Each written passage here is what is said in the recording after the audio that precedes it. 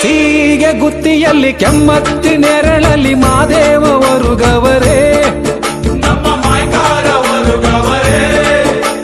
ಹೂವ ಕುಯ್ಯಲು ಹೋಗಿ ಮೊಗ್ಗ ಕುಯ್ಯಲು ಹೋಗಿ ಮಲೆ ಮಲೆ ಸುತ್ತವರೇ ಸ್ವಾಮಿ ಆಯಾಸಗೊಂಡವರೇ